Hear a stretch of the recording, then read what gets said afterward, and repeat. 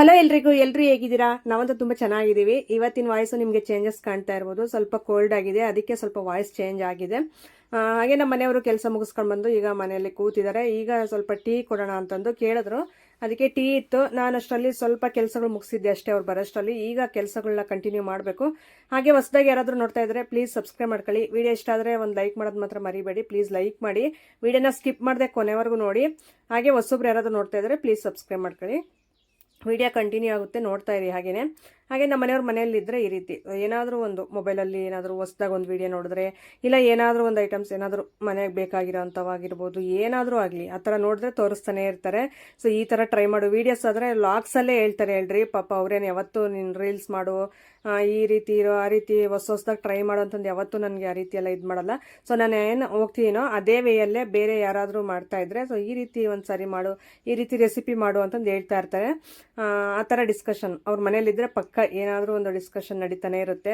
Videos ಬಗ್ಗೆ ಆಗಿರ್ಬೋದು, so ಇಲ್ಲ ನಮ್ಮ ಬಗ್ಗೆ ಆಗಿರ್ಬೋದು, ಮನೆಯವ್ರ ಬಗ್ಗೆ ಆಗಿರ್ಬೋದು. ಆ ರೀತಿ ಅವ್ರ ಮನೇಲಿದ್ದರೆ ಸ್ವಲ್ಪ ನನಗೂ ಟೈಮ್ ಪಾಸ್ ಆದಂಗೆ ಆಗುತ್ತೆ. ಯಾಕಂದರೆ ನಾನು ಒಬ್ಬಳೇ ಸುಮ್ಮನೆ ಸೈಲೆಂಟಾಗಿ ವೀಡಿಯೋ ಮಾಡೋದಕ್ಕಿಂತಲೂ ಸೊ ಅವರು ಇದ್ದರೆ ಆ ರೀತಿ ಮಾತಾಡ್ಕೊಂಡು ಸ್ವಲ್ಪ ನನಗೂ ಟೈಮ್ ಪಾಸ್ ಆದಂಗೆ ಆಗುತ್ತೆ. ಇಲ್ಲ ಕೆಲಸಗಳಲ್ಲಿ ಸ್ವಲ್ಪ ಹೆಲ್ಪ್ ಮಾಡ್ತಾರೆ ಅವರು ಮನೇಲಿದ್ದರೆ. ಅದಕ್ಕೆ ಅವ್ರು ಇದ್ದಾಗಲೇ ನನಗೆ ಒಂಥರ ಖುಷಿ, ವೀಡಿಯೋಸ್ ಮಾಡ್ಕೋಬೋದು ಆರಾಮಾಗಿ ಇವತ್ತು ಅಂತ ಅಂದ್ಕೊತಾ ಇರ್ತೀನಿ. ಸೊ ಇವರು ಬೇಗ ಬಂದಿದ್ದಕ್ಕೆ ನನಗೊಂಥರ ಖುಷಿ ಅನ್ನಿಸ್ತು. ಇವತ್ತು ಬೇಗ ವ್ಲಾಗ್ಸ್ ಆದರೂ ಆಗುತ್ತೆ ಬಿಡಪ್ಪ, ವೀಡಿಯೋ ಆದರೂ ಸಿಗುತ್ತೆ ನನಗೆ ಅಂತ. ಹಾಗೆ ಟೀ ಬಿಸಿ ಬಂದಲ್ಲ, ನಮ್ಮ ಮನೆಯವರು ಒಬ್ಬರೇ ಹೆಂಗೆ ಕುಡಿಯೋದು ಅಂತ ನಾನೊಂದು ಸ್ವಲ್ಪ ತಗೊಂಡು ಅವ್ರಿಗೊಂದು ಸ್ವಲ್ಪ ಕೊಟ್ಟಿದ್ದೀನಿ. ಇಬ್ಬರು ಈಗ ಮಾತಾಡ್ತಾ ಕುತ್ಕೊಂಡು ಕುಡಿತಾ ಇದ್ದೀವಿ. ಹಾಗೆ ನಾನು ಹಾಕಿರುವಂಥ ಟಾಪ್ ಬಂದು ನಾನು ಮೈಸೂರಿಂದ ತರಿಸ್ಕೊಂಡಿರೋದು. ನಾನು ತುಂಬ ಒಂದು 2-3 ವೀಡಿಯೋಸಲ್ಲಿ ಆಗಲೇ ಶೇರ್ ಮಾಡ್ಕೊಂಡಿದ್ದೀನಿ.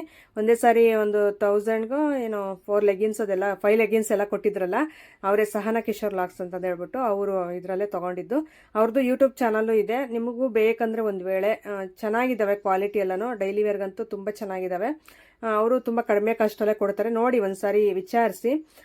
ನಾನು ಆವಾಗಲೇ ಈ ಡ್ರೆಸ್ಸಸ್ ಡೀಟೇಲ್ಸ್ ಎಲ್ಲ ನಂಗೆ ಕೊಟ್ಟಿದ್ದೆ, ಆದ್ರೂ ಈಗ ಹಾಕ್ಕೊಂಡಿದ್ದೀನಲ್ಲ, ಅದಕ್ಕೆ ಅದೊಂದು ಸಾರಿ ಹೇಳೋಣ ಅಂತ ಅನ್ನಿಸ್ತು, ಹೇಳ್ದೆ. ಈಗ ನಾನು ಸೋಫಾ ಕವರ್ಸು ಅವೆಲ್ಲ ಕಿತ್ತು ಹಾಕಿದ್ರು. ಸೊ ಅದಕ್ಕೆ ಇನ್ನು ಅವನ್ನೆಲ್ಲ ಸೋಫಾ ಅಂದರೆ ದಿವನ ಮೇಲೆ ಎಲ್ಲ ನೀಟಾಗಿ ಹಾಸ್ಬಿಟ್ಟು ಕೊಡ್ವಿ. ಈಗ ಅವನ್ನೆಲ್ಲ ಜೋಡಿಸ್ತಾ ಇದ್ದೀನಿ. ಡೈಲಿ ಇದೊಂದು ಕೆಲಸ ಇದ್ದೇ ಇರುತ್ತೆ ಮನೆಯಲ್ಲಿ. ಏನಾದರೂ ಒಂದು ಐಟಮು ಚೆನ್ನಾಗಿ ಕಾಣೋದಿರಬೇಕು ಅಂದರೆ ಅದರಿಂದ ಕೆಲಸನೂ ಇರುತ್ತೆ. ಅಷ್ಟು ಸುಲಭ ಅಲ್ಲ, ನಾವು ಅಷ್ಟು ಚೆನ್ನಾಗಿ ಮನೆಗೆ ಇಟ್ಕೋಬೇಕು, ಮನೇನ ಡೆಕೋರ್ ಮಾಡಿ ಇಟ್ಕೋಬೇಕು ಅಂದರೆ ಅದರಿಂದ ತುಂಬ ಕಷ್ಟಪಡ್ಬೇಕು ಹೆಣ್ಮಕ್ಳು. ಏನಂದರೆ ಮನೆಯಲ್ಲಿ ಮಕ್ಕಳು, ಇವ್ರ ಹಸ್ಬೆಂಡ್ಸ್ ಅವ್ರಿಗೆ ಗೊತ್ತಾಗಲ್ಲ. ಸೊ ಹೆಂಗಂದ್ರೆ ಹಂಗೆ ಕಿತ್ತಾಕ್ತಾರೆ, ಹೆಂಗಂದ್ರೆ ಹಂಗೆ ಇಡ್ತಾರಲ್ಲ. ಸೊ ನಾವು ಕೆಲಸ ಮಾಡ್ತಾನೆ ಇರಬೇಕು. ಅದು ಬಿಟ್ಟರೆ ಅದೇ ಗಲೀಜ್ ಥರನೇ ಕಾಣುತ್ತೆ. ಸೊ ಯಾರಾದರೂ ಸಡನ್ಲಿ ಮನೆಗೆ ಬಂದರೆ ಚೆನ್ನಾಗಿರಲ್ಲ ಮನೆ ನೋಡೋದಕ್ಕೆ. ಅದಕ್ಕೋಸ್ಕರ ಅವಾಗಲೇ ಆ ರೀತಿ ಕೆಲಸಗಳು ಮಾಡ್ತಾ ಇದ್ರೆ ಸೊ ನಮಗೂ ಈಸಿ ಅನಿಸುತ್ತೆ, ಕೆಲಸ ಮಾಡಿರೋ ಫೀಲೂ ಇರಲ್ಲ. ಸೊ ಹಿಂಗೆ ಅದಕ್ಕೆ ಈಗ ಅವನ್ನೆಲ್ಲ ನೀಟಾಗಿ ಒದಿಸ್ಬಿಟ್ಟು, ಇದು ಸೋಫಾ ಅಂದರೆ ದಿವಾನ ಕವರು ಎಲ್ಲ ಹೋಗಿದೆ. ಸುಮಾರು ಅಂದರೆ ಒಂದು 3 ಸೆಟ್ ಇತ್ತು, ಅದರಲ್ಲಿ ಒಂದು ಸೆಟ್ ಕಂಪ್ಲೀಟಾಗಿ ಹೊರಟೋಗಿದೆ. ಇದೊಂದು ಸೆಟ್ ಆಗಲೇ ಹೋಗ್ತಾ ಇದೆ.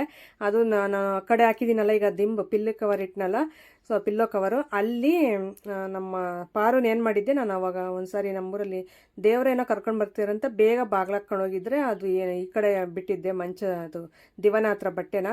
ಸೊ ಅದನ್ನೆಲ್ಲ ಕಿತ್ತಾಕಿ ಕಚ್ಚಾಕ್ಬಿಟ್ಟಿತ್ತು. ಅದಕ್ಕೆ ಅದು ಕಾಣ್ದಂಗೆ ಆ ಸೈಡ್ ಹಾಕಿದ್ದೀನಿ, ಈ ಕಡೆ ಸ್ವಲ್ಪ ಚೆನ್ನಾಗಿರೋದು ಹಾಕಿದ್ದೀನಿ. ಅದಕ್ಕೆ ಅವನ್ನೆಲ್ಲ ಸ್ವಲ್ಪ ಚೇಂಜ್ ಮಾಡಬೇಕು. ಆದಷ್ಟು ಒಂದೊಂದು ಸೆಟ್ಟೇ ತರಿಸ್ಕೊಳ್ಳೋಣ ಅಂತ ಅಂದ್ಕೊಂಡಿದ್ದೀನಿ. ಈಗ ಚಪಾತಿ ಚಟ್ನಿ ಮಾಡೋಣ ಅಂತಂದು ಕಡಲೆ ಬೀಜ ಎಲ್ಲ ಸುಲಿದು ನೀಟಾಗಿ ಆರಿಸ್ತಾ ಇದ್ದೀನಿ. ಕಡಲೆ ಬೀಜ ಅದೆಲ್ಲನೂ ಏನಾದರೂ ಈ ಥರ ಮಾಡಬೇಕು ಅಂದರೆ ನಮ್ಮ ಮನೆಯವ್ರಿಗೆ ಚಪಾತಿ ದೋಸೆಗೆ ಮಾತ್ರ ಪಲ್ಯಗಳಿರಬೇಕು. ನಾನು ಪಲ್ಯ ಈ ನಡುವೆ ಮಾಡ್ತಾ ಇಲ್ಲ, ಬರೀ ಚಟ್ನಿ ಒಂದು ಮಾಡ್ತೀನಿ. ಅದಕ್ಕೆ ಬೈತಾ ಇರ್ತಾರೆ, ನೀನು ಚಪಾತಿ ಅಂದರೆ ಪಲ್ಯ ಮಾಡೋ ಹಾಗಿದ್ರೆ ಮಾತ್ರ ಚಪಾತಿ ಮಾಡು, ಇಲ್ಲಾಂದರೆ ಚಪಾತಿ ಮಾಡೋಕ್ಕೆ ಹೋಗ್ಬೇಡ ಅಂತಂದು ಹೇಳ್ತಾ ಇರ್ತಾರೆ. ಅದು ಏನು ಮಾಡೋಣ, ಬೇಗ ಆಗಲಿ ಅಂತ ಮಾಡ್ತೀನಿ ನಾನು. ಸೊ ಅದು ಬೇರೆ ಅಲ್ಲಿಗೆ ಹೋಗಿ ತೊಗೊಂಡು ಬರಬೇಕು. ಈಗ ನಾನು ಮಾಡಬೇಕು ಅಂದ್ಕೊಂಡಾಗ ಅವ್ರು ತಂದು ಕೊಡಲ್ಲ. ಸೊ ಅದಕ್ಕೆ ಇರೋದ್ರಲ್ಲೇ ಮಾಡಾಕ್ಬಿಡ್ತೀನಿ ನಾನು. ಅದಕ್ಕೆ ನಮ್ಮ ಮನೆಯವ್ರು ಹೇಳ್ತಾ ಇರ್ತಾರೆ, 1 ಡೇ ಮುಂಚೆನೇ ಹೇಳು, ನಾವು ತೊಗೊಂಡು ಬಂದು ಕೊಡ್ತೀವಿ, ನೀನು ಪಲ್ಯಗಳು ಮಾಡಾಗಿದ್ದರೆ ಚಪಾತಿ ಮಾಡಿ, ಇಲ್ಲಾಂದ್ರೆ ಚಪಾತಿನೇ ಮಾಡ್ಬೇಡ, ನೀನು ಬರೀ ಮುದ್ದೆ ಮಾಡಿಡು ನನಗೆ ಅಂತಂದು ಹೇಳ್ತಾರೆ. ಸರಿ ಅಂತ ಅವ್ರಿಗೆ ನಾನೇನು ತಿಂದ್ಬಿಡ್ತೀನಿ ಚಟ್ನಿಲಿ. ನಮ್ಮ ಮನೆಯವ್ರಿಗೆ ಪಾಪ ತಿನ್ನೋಕ್ಕಾಗಲ್ಲ ಚಟ್ನಿಲಿ, ಅವ್ರಿಗೆ ಪಲ್ಯಗಳು ತಿಂದು ಅಭ್ಯಾಸ ಮುಂಚೆಯಿಂದನೂ. ಸೊ ಅದಕ್ಕೆ ಸರಿ ಆಯಿತು, ನೆಕ್ಸ್ಟ್ ಟೈಮ್ ಮಾಡ್ತೀನಿ ಅಂತ ಇವತ್ತೊಂದಿನ ಅಡ್ಜಸ್ಟ್ ಮಾಡ್ಕೊಳ್ರಿ ಅಂತ ಹೇಳಿದೆ. ಇನ್ನು ಕರೆಂಟ್ ಹೊರಟೋಗುತ್ತೆ. ಹಾಗೆ ಇದು ತೆಲುಗಲ್ಲಿ ಯಾವುದು ವಿಕ್ರಮಾರ್ಕುಡು ಮೂವಿ ಬಂದಿತ್ತು, ತುಂಬ ಚೆನ್ನಾಗಿತ್ತು ಸೀನ್ಸ್ ಎಲ್ಲನೂ. ಸಿಂಹ ಬಂದಿತ್ತು, ಅದಾದಮೇಲೆ ವಿಕ್ರಮಾರ್ಕುಡು ಬಂದಿತ್ತಲ್ಲ, ಅದು ನೋಡ್ತಾ ಇದ್ರು ನಮ್ಮ ಮನೆಯವರು. ಸೊ ಅದಕ್ಕೆ ಅದು ಕಾಮಿಡಿ ಎಲ್ಲ ಚೆನ್ನಾಗಿತ್ತು, ನನಗೆ ನಗು ಬರ್ತಾಯಿತ್ತು. ಒಳಗಡೆ ಕೇಳಿಸ್ತಾ ಇದೆ, ಅದಕ್ಕೆ ನಾನು ವಾಯ್ಸ್ ಓವರ್ ಕೊಡ್ತಾ ಇದ್ದೀನಿ. ಇದು ಮೂವಿ ಮ್ಯೂಸಿಕ್ ಆಗಿರ್ಬೋದು, ಸಾಂಗ್ಸ್ ಆಗಿರ್ಬೋದು, ಇಲ್ಲ ಬ್ಯಾಕ್ಗ್ರೌಂಡು ಮೂವಿ ಸ್ಟೋರೀಸ್ ಆ ಥರ ಬಂದರೆ ನಮಗೆ ಪ್ರಾಬ್ಲಮ್ ಆಗುತ್ತಲ್ಲ. ಸೊ ಅದಕ್ಕೆ ಮ್ಯೂಟ್ ಮಾಡಿಬಿಟ್ಟು ಈ ರೀತಿ ವಾಯ್ಸ್ ಓವರ್ ಕೊಡ್ತಾ ಇರ್ತೀನಿ. ಈಗ ಅದು ರುಬ್ಕೊಳ್ಳೋಣ ಚಟ್ನಿ ಅಂತಂದು. ಇನ್ನು ಕರೆಂಟ್ ಹೊರಟೋಗ್ಬಿಟ್ರೆ ಮತ್ತೆ ಕರೆಂಟ್ ಬರೋವರೆಗೂ ವೆಯ್ಟ್ ಮಾಡಬೇಕಾಗ್ತೈತೆ. ಸೊ ಅದಕ್ಕೆ ಈಗ ರುಬ್ಕೊಳ್ಳೋಣ ಅಂತ ಸ್ವಲ್ಪ ನೀರು ಹಾಕಿ ಜಾರು, ಇದು ನಮ್ಮ ಅಮ್ಮ ಅವ್ರದ್ದೇನೆ, ಜಾರು ತೊಗೊಂಡ್ಬಂದು ರುಬ್ಕೊತಾ ಇದ್ದೀನಿ. ಇದ್ರ ಜಾರು ಹೊರಟೋಗಿದೆ ಸುಮಾರು, ಅಂದರೆ ಇನ್ನೊಂದು ಸಾರಿ ತರಿಸಿದ್ದೆ ಅದನ್ನು ಹೊರಟೋಗಿದೆ. ನೋಡಿಬಿಟ್ಟು ಒಂದು ಸ್ವಲ್ಪ ಚೆನ್ನಾಗಿರೋದು ತೊಗೊಂಡು ಬರೋಣ ಅಂತಂದು ಅದೇ ನಮ್ಮ ಅಮ್ಮವ್ರ ಮನೆ ಹತ್ರನೇ ಹೋಗ್ಬಿಟ್ಟು ತಗೊಂಡು ಈಗ ಅದರಲ್ಲೇ ರುಬ್ಕೊತಾ ಇದ್ದೀನಿ.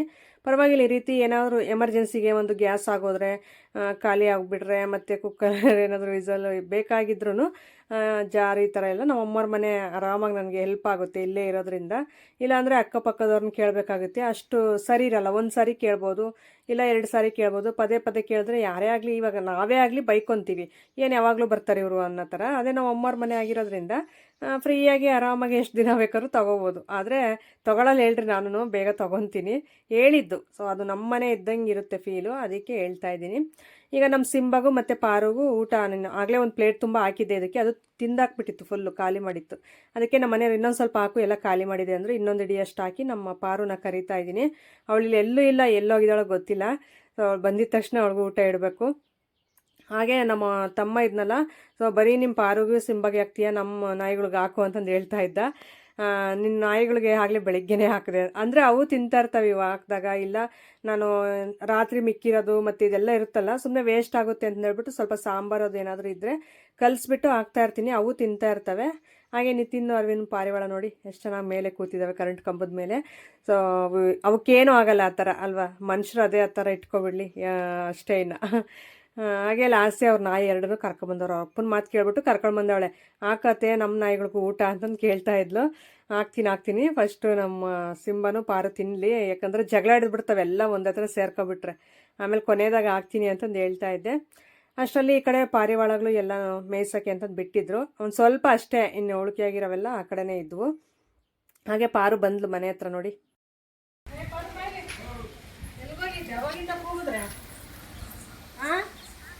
ಅವಾಗಲೇ ಎಲ್ಗಂದ್ರಲ್ಲಿ ಓಡೋಗ್ತೀಯ, ಬಾ ಬಾ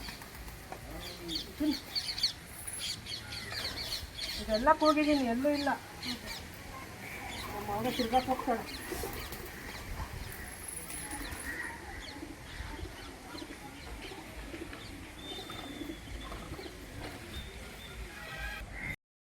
ಅವಳು ಪಾರು ಊಟ ಮಾಡ್ತಾ ಇದ್ಲು. ಅಷ್ಟರಲ್ಲಿ ನಾನು ಒಳಗಡೆ ಹೋಗ್ಬಿಟ್ಟು ಬಟ್ಟೆಗಳೆಲ್ಲ ಸ್ವಲ್ಪ ಮಡ್ಚೋಣ ಅಂತಂದು ತೊಳೆದಾಕಿರೋ ಬಟ್ಟೆಗಳೆಲ್ಲ ಇತ್ತು, ಸ್ವಲ್ಪ ಮೋಡನೂ ಆಗಿತ್ತು ಅದಕ್ಕೆ. ಹಾಗೆ ಇನ್ನೊಂದು ವಿಷಯನ ನಿಮ್ಮ ಜೊತೆ ಶೇರ್ ಮಾಡ್ಕೋಬೇಕು. ತುಂಬ ಜನ ಸಿಸ್ಟರ್ಸು ನನ್ನ ಕೇಳ್ತಾ ಇದ್ದಿದ್ದು, ಸೊ ನೀವು ಇಷ್ಟೊಂದು ಸ್ಲಿಮ್ ಆ್ಯಂಡ್ ಫಿಟ್ ಆಗಿದ್ದೀರಲ್ಲ, ಸೊ ಏನು ರೀಸನ್ ಹೇಳಿ, ಮಕ್ಕಳಾದಮೇಲೆ ಅಷ್ಟಿಷ್ಟು ದೊಡ್ಡ ಮಕ್ಕಳಿದಾರಲ್ಲ, ಆದರೂ ನೀವು ಸ್ಲಿಮ್ ಆಗಿದ್ದೀರಲ್ಲ, ಏನು ರೀಸನ್ ಅಂತಂದು ಹೇಳಿದ್ರೆ, ಇದಕ್ಕೆ ನಾನು ಡಿಟೇಲ್ಡಾಗಿ ನಾನು ಯಾವ ರೀತಿ ಸಣ್ಣ ಅದೇ ಏನು ಅನ್ನೋದು ನಾನು ತಪ್ಪದೆ ನೆಕ್ಸ್ಟ್ ವೀಡಿಯೋಸಲ್ಲಿ ತಪ್ಪದೆ ಶೇರ್ ಮಾಡ್ಕೊತೀನಿ. ಈಗಲೂ ಹೇಳ್ತೀನಿ ಮೇಯ್ನಾಗಿ. ಸೊ ಆದರೆ ಅದು ಡೀಟೇಲ್ಡಾಗಿ ಹೇಳ್ಬೇಕಂದ್ರೆ ಸ್ವಲ್ಪ ಟೈಮ್ ಬೇಕಾಗುತ್ತೆ ನನಗೆ. ನಾನು ಯಾವ ರೀತಿ ಮಾಡಿದೆ ಅದೆಲ್ಲ ನೋಟ್ ಮಾಡ್ಕೊಂಡು ನಿಮಗೆ ಸರಿಯಾಗಿ ನಾನು ಒಂದು ಹೇಳಿದ್ರೆ ತಾನೇ ನಿಮಗೂ ಯೂಸ್ ಆಗೋದು. ಅದಕ್ಕೆ ಈಗ ವೀಡಿಯೋ ಲೆಂತೂ ಸ್ವಲ್ಪ ಕಡಿಮೆ ಇದೆ, ಅದಕ್ಕೋಸ್ಕರ ಈ ವಿಡಿಯೋದಲ್ಲಿ ಹೇಳೋಕ್ಕಾಗಲ್ಲ ಜಾಸ್ತಿ. ನಾನು ನಮ್ಮ ಮೇಯ್ನ್ ಹೇಳ್ಬೇಕಂದ್ರೆ ಒಂದೇ ರೀಸನ್ನೇ, ನಮ್ಮಪ್ಪ ನಮ್ಮಮ್ಮ ಸ್ವಲ್ಪ ಸಣ್ಣ ಇದ್ದಾರೆ. ಸೊ ಹಂಗಾಗಿ ನಾನು ಸ್ವಲ್ಪ ಸಣ್ಣನೇ ಇದ್ದೀನಿ, ಅಷ್ಟೊಂದು ದಪ್ಪ ಏನಿಲ್ಲ. ನಾನು 63 kgs ಇದ್ದೆ ಆಗ ಸ್ಟಾರ್ಟಿಂಗಲ್ಲಿ, ಸ್ವಲ್ಪ ದಪ್ಪ ಆದಾಗ ಆದೆ ನಾನು ದಪ್ಪ. ಆದರೆ ನಾವು ಏನು ದಪ್ಪ ಆದ್ರೂ, ನಾವು ಸಣ್ಣ ಆದ್ರೂ ತಗೊಳ್ಳೋವಂಥ ಫುಡ್ ಮೇಲೆ ಅಲ್ಲಿ ಮ್ಯಾಟ್ರ್ ಆಗುತ್ತೆ. ಸೊ ಅಷ್ಟೇ, ನಾನು ಅಷ್ಟೇ ತುಂಬ ಚೆನ್ನಾಗಿ ಅವಾಗೆಲ್ಲ ಚೆನ್ನಾಗಿ ಸ್ವೀಟ್ಸ್ ಅಂತೆ ಅದು ಇದು ಚೆನ್ನಾಗಿ ತಿಂದ್ಕೊಂಡು ಸ್ವಲ್ಪ ವೆಯ್ಟ್ ಗೇನ್ ಆಗಿದ್ದೆ ನಾನು. ಸುಮಾರು ಅಂದರೆ ಒಂದು 64-65ವರೆಗೂ ಬಂದಿದ್ದೆ. ಅದು ನಾನು ವೆಯ್ಟ್ ನೋಡ್ಕೊಂಡಾಗ ಆ ರೀತಿ ಇತ್ತು. ನೆಕ್ಸ್ಟ್ ಮಾರನೇ ದಿನ ನೋಡ್ಕೊಂಡಾಗ 65 ಆಗಿತ್ತು. ಸೊ ಹಂಗಾಗಿ ನಾನು ಅಲ್ಲಿಂದ 55ಗೆ ಯಾವ ರೀತಿ ಬಂದೆ ಅನ್ನೋದೆಲ್ಲ ಶೇರ್ ಮಾಡ್ಕೊತೀನಿ ನೀಟಾಗೆ. ಸೊ ಈಗ ಅಂದರೆ ಡೈರೆಕ್ಟಾಗಿ ನಾನು ಕೂತು ಕ್ಯಾಮ್ರಾ ಮುಂದೆ ಮಾತಾಡಿದ್ರೆ ನಿಮಗೂ ಅರ್ಥ ಆಗುತ್ತೆ. ಸೊ ಈಗ ವಿಡಿಯೋ ಸ್ವಲ್ಪ ಲೆಂತ್ ಕಡಿಮೆ ಇದೆ, ಅದಕ್ಕೆ ನಾನು ಜಾಸ್ತಿ ಶೇರ್ ಮಾಡ್ಕೊಳಕ್ಕೆ ಹೋಗ್ತಾ ಇಲ್ಲ.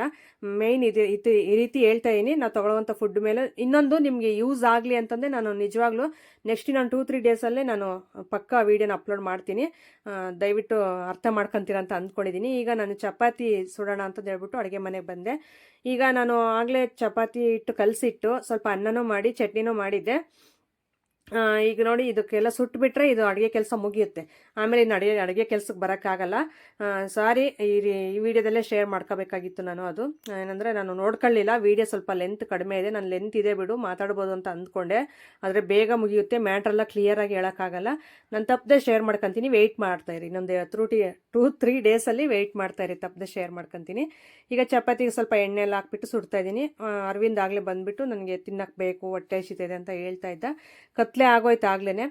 ಈಗ ಅವನ್ನೆಲ್ಲ ಸುಟ್ಬಿಟ್ಟು ಎಲ್ಲರೂ ಈಗ ಒಟ್ಟಿಗೆ ಕುತ್ಕೊಂಡು ಊಟ ಮಾಡಬೇಕು ಈ ರೀತಿ. ಸೊ ಏನಾದರೂ ಒಂದು ಮನೆಯಲ್ಲಿ ಕೆಲಸ ಅಂತ ಇಟ್ಕೊಂಡ್ರೆ ಪಕ್ಕ ಆ ರೀತಿ ಕೆಲಸಗಳೆಲ್ಲ ಮುಗಿಯೋವರೆಗೂ ಒಂಥರ ಹಿಂಸೆ ಅನ್ನಿಸ್ತಾ ಇರುತ್ತೆ. ಮತ್ತು ವೀಡಿಯೋನೂ ಕವರ್ ಆಗಬೇಕು, ಅದಕ್ಕೆ ನನಗೆ ಸ್ವಲ್ಪ ಕಷ್ಟ ಆಗ್ತಿರೋದು. ಸೊ ತಿಳಿದೇ ಇರೋರು ಏನಂದ್ರೆ ಅದೇ ಮಾತಾಡ್ಕೊಂತಾರೆ, ಪರವಾಗಿಲ್ಲ, ಅಂಥವ್ರ ಬಗ್ಗೆ ಎಲ್ಲ ನಾನು ಮಾತಾಡೋಕ್ಕೆ ಹೋಗಲ್ಲ ವೀಡಿಯೋಸಲ್ಲಿ ಇನ್ಮೇಲೆ.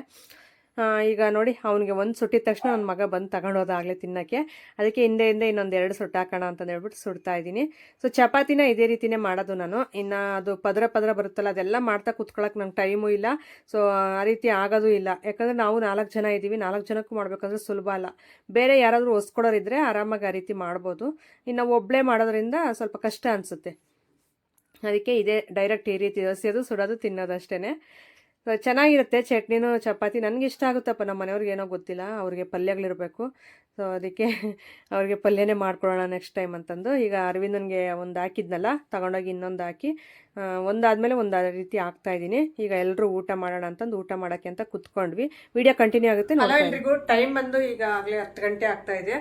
ಈಗ ವ್ಲಾಗ್ನ ಎಂಡ್ ಮಾಡೋಣ ಅಂತ ಬಂದೆ ನಿಮ್ಮ ಮುಂದೆ. ಹಾಗೆ ಸ್ವಲ್ಪ ಕೋಲ್ಡ್ ಆಗಿದೆ ನನಗೆ. ನಮ್ಮೂರಲ್ಲಿ ಇದು ಫಿಲ್ಟರ್ ನೀರ್ದು ಕೆಟ್ಟೋಗ್ಬಿಟ್ಟೈತೆ. ಸೊ ಹಂಗಾಗಿ ಈಗ ಪಕ್ಕದೂರಲ್ಲಿ ತೊಗೊಂಡು ಬಂದಿದ್ದು ನೀರು ನಾನಿನ್ನು ನಾರ್ಮಲ್ ನಮ್ಮ ನೀರು ಥರನೇ ಇರುತ್ತೆ, ಇನ್ನು ಫಿಲ್ಟ್ರಾಗೆ ಅಲ್ವಾ ಬರೋದು ಎಲ್ಲ ಊರಲ್ಲೂ. ಸೊ ಅಂತ ಅಂದ್ಕೊಂಡೆ, ಅದ್ರ ಪಕ್ಕದೂರಿಂದ ತಂದಿರೋ ನೀರು ಕುಡಿದೆ, 2 ಡೇಸ್ ಕುಡಿದೆ ಅಷ್ಟೇ. ಫುಲ್ಲು ಕೋಲ್ಡ್ ಆಗಿಬಿಟ್ಟಿದೆ, ಗಂಟ್ಲೊಂಥರ ನೋವು, ಹಿಂಗೆ ನುಂಗೋಕ್ಕಾಗಲ್ಲ ಆ ಥರ ಆಗಿದೆ. ಸೊ ಅಲ್ಗೂ ಹಾಟ್ ವಾಟರ್ ಕುಡಿತಾ ಇದ್ದೀನಿ, ಆದರೂ ಕಡಿಮೆ ಆಗಿಲ್ಲ. ಈಗ ಟ್ಯಾಬ್ಲೆಟ್ ತೊಗೊಂಡೆ, ಸ್ವಲ್ಪ ತಿಂದ್ಬಿಟ್ಟು ಊಟ ಮಾಡಿ ಟ್ಯಾಬ್ಲೆಟ್ ತೊಗೊಂಡಿದ್ದೀನಿ. ಅದು ಏನಕ್ಕೆ ಕೆಟ್ಟೋಗಿತ್ತೆ ಪಾಪ, ಇನ್ನೂ ರೆಡಿ ಮಾಡಿಸಿಲ್ಲ. ರೆಡಿ ಮಾಡಿಸಿದ್ರೆ ಅದು ಒಂದೊಂದು ಊರಿನ ನೀರು ಒಂದೊಂದು ರೀತಿ ಇರುತ್ತೆ. ನಮ್ಮೂರಿನ ನೀರು ನಮಗೆ ಚಂದ, ಅದು ಚೆನ್ನಾಗಿ ಅಭ್ಯಾಸ ಆಗಿಬಿಟ್ಟಿದೆ ನಮಗೆ. ಹಂಗಾಗಿ ಪಕ್ಕದೂರಿನ ನೀರು ಕುಡ್ದಿದ್ದಕ್ಕೆ ಸೊ ನೋಡಿ ಈ ಥರ ಆಗಿಬಿಟ್ಟಿದೆ ಕೋಲ್ಡು.